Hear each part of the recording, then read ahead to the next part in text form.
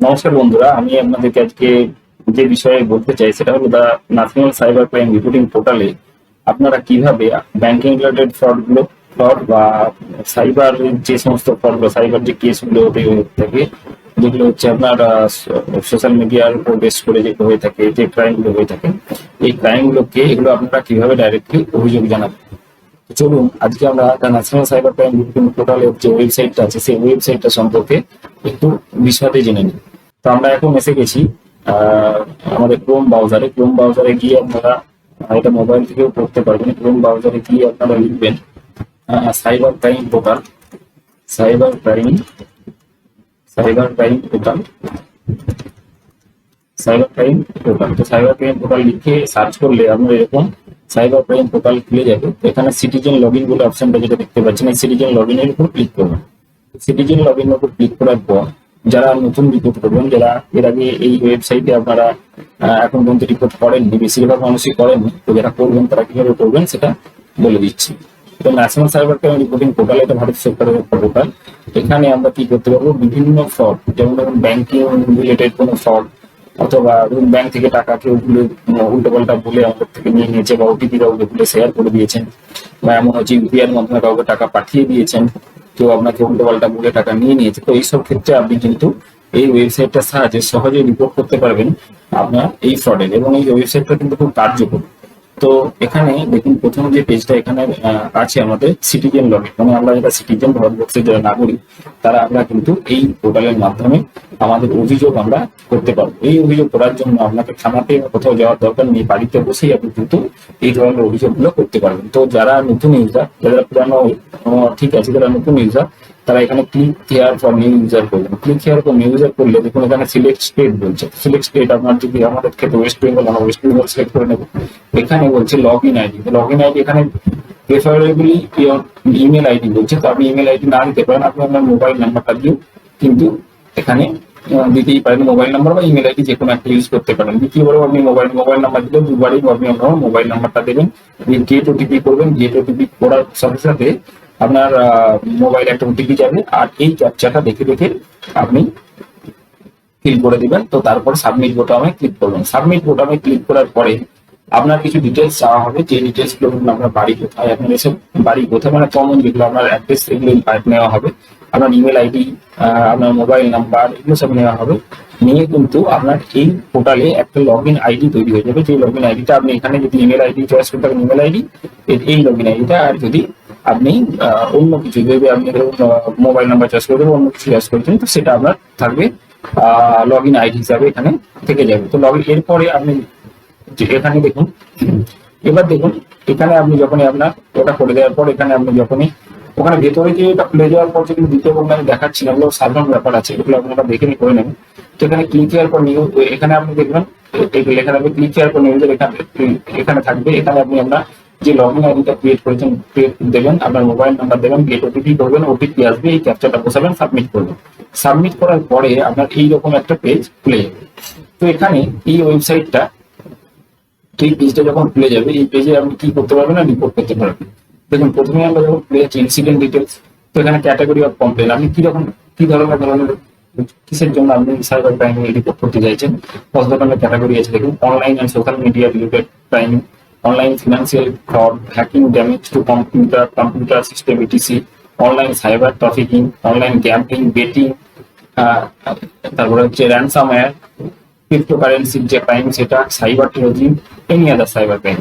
তো আপনি এতগুলো করতে পারবেন। তো আপনি এই শাখাগুলোতে আমি online social media related crime select করবো। এর আবার কতগুলো সাব উইন্ডো আছে, যেগুলো চিটিং বা ইম্পারসনেশন, সাইবার বাইলিং, ইমেল ফিশিং, ফেক, এই ধরনের প্রত্যেকটার ক্ষেত্রে সাব উইন্ডো কিছু কিছু আছে, যেগুলো খুলে যাবে। যেমন দ্বিতীয়টা যদি আমি করি অনলাইন ফিনান্সিয়াল ফ্রড, এটাই সবচেয়ে বেশি চলে, কারণ আমরা ব্যাংকিং ফ্রডের রিপোর্টই এখানে করে থাকি।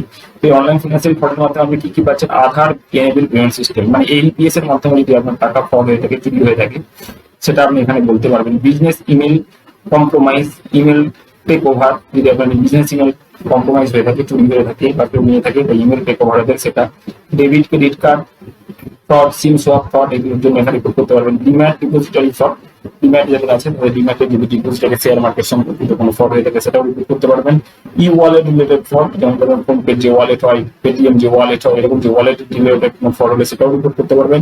ফ্রড কল বা ভিসি ও ফ্রড কল যদি আপনার কাছে থাকে সেটা পারবেন।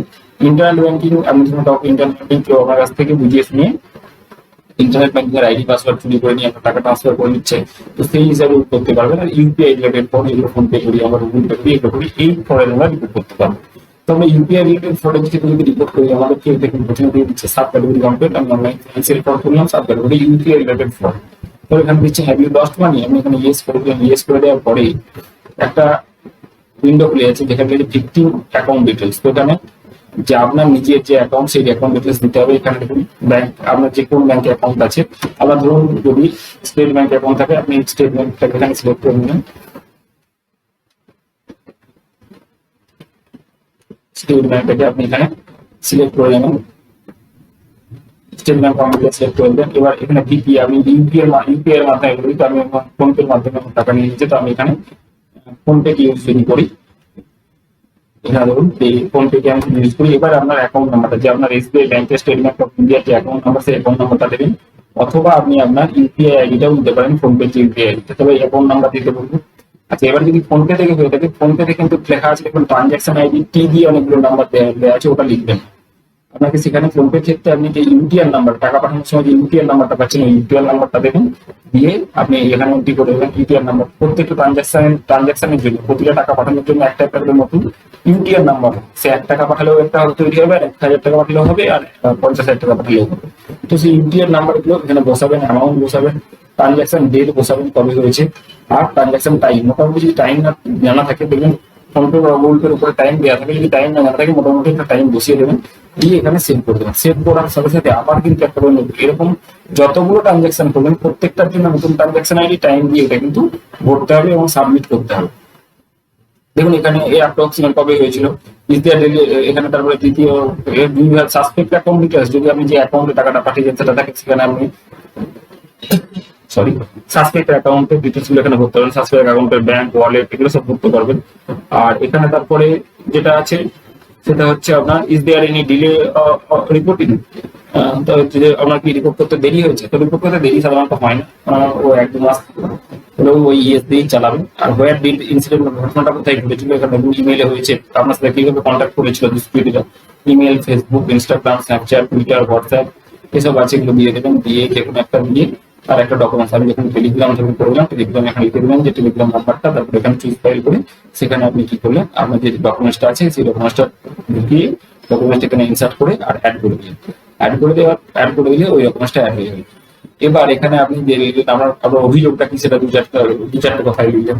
ধরুন লিখলেন রেসপেক্টেড স্যার, এরকম লিখে দিলেন রেসপেক্টেড স্যার, দিয়ে দিলেন উইথ ডিউ রেসপেক্ট, এরকম যেমন আমরা লিখি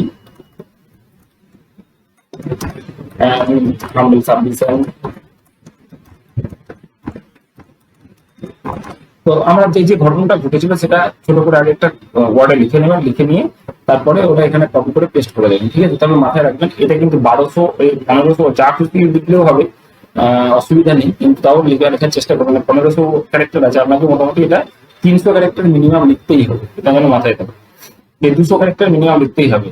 আর দেখুন এখানে কিছু ইনস্ট্রাকশন দেওয়া আছে, এটা একটু ফলো করবেন, দিয়ে সেভ ড্রাফট আর নেক্সট করবেন। এরপরে একটা এরপর এটা করলেই মোটামুটি, এটা করার পর সাবমিট করে দিলেই আপনার কিন্তু সাইবার ক্রাইম রিপোর্টিং পোর্টালে আপনার কি হয়ে যাবে না, সাইবার ক্রাইম রিপোর্টিং পোর্টালে আপনি আপনার অভিযোগটা সম্পূর্ণ করতে পারবেন। এবার এই প্রসেসটা চলে কিভাবে এটা আপনাদের আমি বলতে চাই। তো এই প্রসেসটা চলে, যখনই আপনি রিপোর্ট করে দিলেন, এই সাইবার ক্রাইম পোর্টাল অটোমেটিক কি করে না, যে ব্যাংকগুলো থেকে আপনার টাকা ডেবিট হয়েছে, সেই ব্যাংকগুলোকে ওরা অলরেডি কি করে ইন্টিমেশন দিতে থাকে, যে ব্যাংকগুলোকে বলতে থাকে যে এই অ্যাকাউন্টে কোথায় কোথায় টাকা কেটেছে, টাকাটা কোথায় গেছে, এটা অটোমেটিক তো ওই ব্যাংকগুলো ওখানে রিপোর্ট করে দেয় যে এই অ্যাকাউন্ট থেকে ওই অ্যাকাউন্টে গেছে, ওই অ্যাকাউন্টে টাকা গেছে।